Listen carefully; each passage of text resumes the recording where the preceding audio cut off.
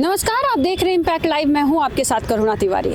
आमरण अनशन पर प्रशांत किशोर पिछले 4 दिनों से बैठे हुए थे। ये बीपीएससी परीक्षा को रद्द करने को लेकर था।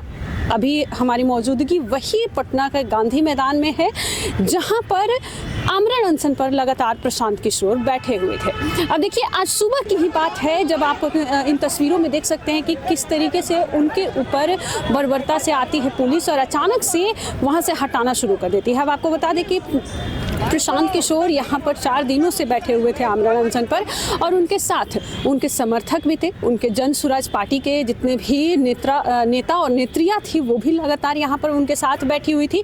साथ में बीपीएससी के बहुत सारे ऐसे छात्र थे जो बैठे हुए थे। यही आमरण अनशन पर लगातार प्रशांत किशोर बैठे हुए थे। देखिए, बहुत सारे ऐसे पोस्टर्स भी लगाए गए थे जो कि अब हटा दिया गया है। लेकिन अब एक और भी चीज़ आपको बता दें कि जेपी आंदोलन को अगर याद करें तो वही जेपी आंदोलन जब 1973 और 74 की बात करते हैं तो उसमें जयप्रकाश नारायण अचानक से छात्र विरोध प्रदर्शन करते हैं बिहार में।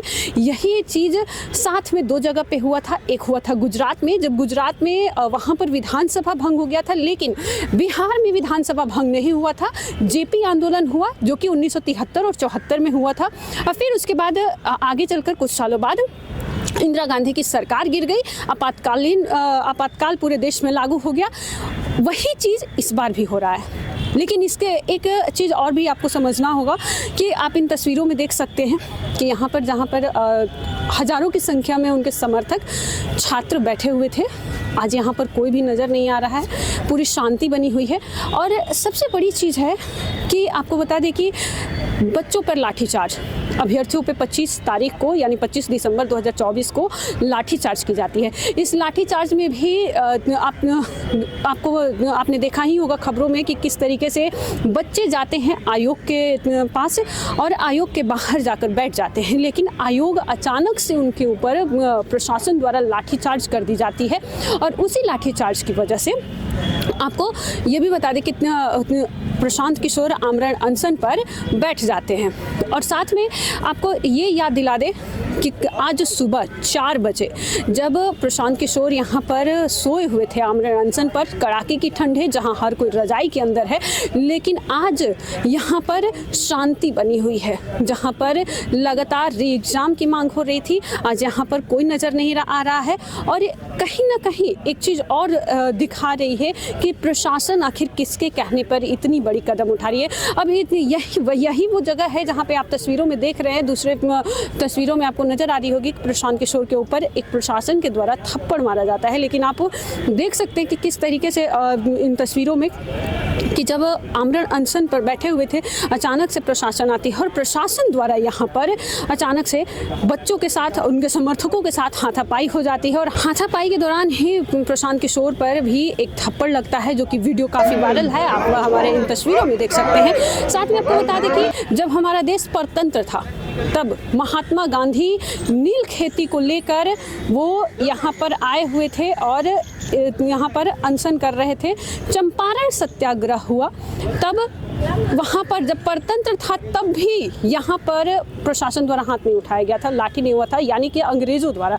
लेकिन अब देखिए कि किस तरीके से यहाँ पर हमारा देश आज़ाद है, 75-76 साल हो गया आज़ाद हुए, लेकिन फिर भी प्रशासन द्वारा लाठीचार्ज की जाती है जब छात्र अपनी मांग करते हैं। तो ये भी आपको बता दें कि जब छात्रों द्वारा मांग किया गया था 25 दिसंबर को, तब भी लाठीचार्ज किया गया था। 29 दिसंबर को भी हुआ था। फिर प्रशांत किशोर बैठ गए कि प्रशासन ऐसी हरकत नहीं कर सकती है, सरकार को इस पर सुनवाई करनी होगी। लेकिन आयोग द्वारा 4 जनवरी को एक बार फिर से परीक्षा ले लिया गया, री एग्ज़ाम। वही अभी पूरी तरीके से 912 केंद्रों को कैंसिल करने के लिए परीक्षा को किया जा रहा है कि आप लगातार जहाँ पर आए। और प्रशांत किशोर का कहा था कि प्रशांत किशोर अपना जो समर्थकों के साथ यहाँ पर जो बैठे हुए थे उसे लेकर यहाँ पर सुबह प्रशासन आती है और यहाँ से हटा दिया जाता है। लेकिन देखिए, कहीं ना कहीं ये सवाल उठ रहा है सरकार पर भी कि सरकार आखिर क्यों नहीं इस पर नियमितता बरत रही है। क्या सरकार इसमें उसको कोई समस्या हो रही है? बच्चों को फिर से अभ्यर्थी जब परीक्षा देने को तैयार हैं तो परीक्षा क्यों नहीं हो रही है। देख सकते हैं पूरे सुनसान पड़ी हुई है, प्रशासन अभी भी घूम रही है यहाँ पर सुरक्षा को लेकर। साथ में जो जिस जगह पर हजारों की संख्या में यहाँ पर अभ्यर्थी आए हुए थे, अब यहाँ पर गिने चुने लोग, आम जनता जो सुबह सुबह मॉर्निंग वॉक करने आती है वो भी आ जाती है, दिख रही है, लेकिन उनसे जुड़े हुए, प्रशांत किशोर से जुड़े हुए एक भी ऐसा व्यक्ति नहीं है जो कि नजर आ रहा है। तो आप देख सकते हैं कि यहाँ पर जो प्रशांत किशोर लगातार कर रहे थे वो अभी यहाँ पर नहीं है, उनको प्रशासन द्वारा हटा दिया गया है। सरकार की तरफ से भी कुछ भी ऐसा नहीं है कि जो बयानबाजी है।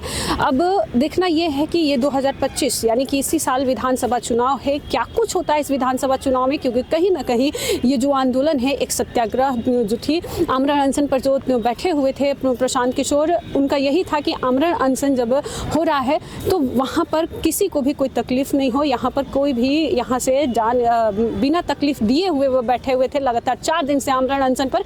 लेकिन अब वही सवाल फिर से आ रहा है कि क्या इस बार फिर से एक जेपी आंदोलन 2.0 शुरू होने वाला है, पूरे देश में, पूरे बिहार में होने वाला है ऐसा। बिहार वासियों के अंदर जैसे सोशल मीडिया पूरा पट चुका है प्रशांत किशोर के आंदोलन और सत्याग्रह कर रहे हैं जो छात्र, उनकी वजह से। तो आपका इस विषय पर आपका क्या कुछ करना है, इस खबर पर आप भी हमारे साथ कमेंट करके साझा करें और देखते रहें इम्पैक्ट लाइव। धन्यवाद।